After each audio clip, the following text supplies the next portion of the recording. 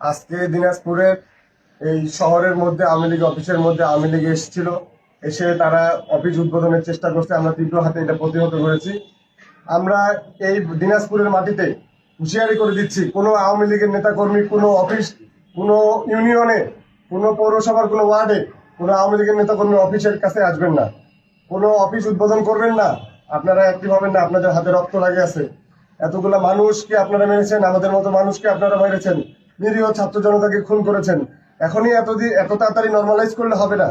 এত তাড়াতাড়ি ইলেকশন শেষ হয়ে গেল আর আপনারা চলে আসলেন, আপনাদেরকে আমরা গ্রহণ করবো এরকম না। সবার আগে বিচার হইতে হবে, বিচার হবে, বিচারের রায় হবে, তারপরে আপনারা সাজা হবেন, তারপরে আপনারা অ্যাক্টিভ হইতে পারেন, তারপর আপনাদেরকে আমরা দেখতে পারি।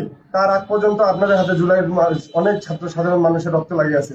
আপনারা এইভাবে অফিসে আসবেন না, এরকম কোনো কাজকর্ম যেন আমরা সামনে দেখতে না পারি, আমরা তাহলে তীব্র হাতে প্রতিহত করবো আপনাদেরকে।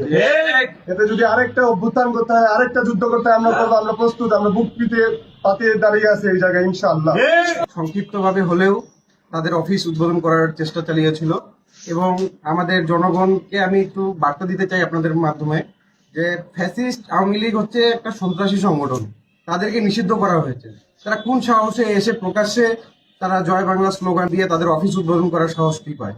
আমি বলতে চাই দিনাজপুরের পুলিশ প্রশাসনকে হাজারবার অবগত করার পরেও তারা তাদের বিরুদ্ধে কোনো অবস্থান নেয়নি, মামলা না থাকা শর্তে। তারা বলেছিল যে তাদের নামে কোনো মামলা নেই। আমার মামলা কেন লাগবে? আমাকে যারা কুপিয়েছে, আমাকে যারা হত্যার চেষ্টা চালিয়েছে, তাদেরকে আমি সকলকেই ভালোভাবে চিনি এবং জানি। সে যদি এখন মামলার ফাঁকফোকর দেখিয়ে যদি পুলিশ প্রশাসন যদি তাদেরকে বাঁচানোর চেষ্টা করে, তাহলে এইটি আমি মনে করবো দিনাজপুরের মাটিতে ফ্যাসিস্টের পুনর্বাসন করার একটা চেষ্টা। আমি এতদিন ধরে আমি সবাইকেই বলে আসছি যে আমরা ফ্যাসিস্টের বিরুদ্ধে সর্বোচ্চ অবস্থান, আমরা শক্তি অবস্থান আমরা গড়ে তুলবো। কিন্তু বাস্তবিক পক্ষে প্রশাসনের সহায়তা আমরা পাই না এবং আমরা জুলাই যোদ্ধা যারা আছি, বিভিন্ন অধ্যায়ে আমাদের বাংলাদেশ গেজেটে প্রকাশ থাকলেও আমরা সেই সুরক্ষা আমরা দিনাজপুরের পুলিশ প্রশাসন থেকে পাইনি। এবং আমাদের জীবনের নিরাপত্তা বলতে একটা বিষয় আছে।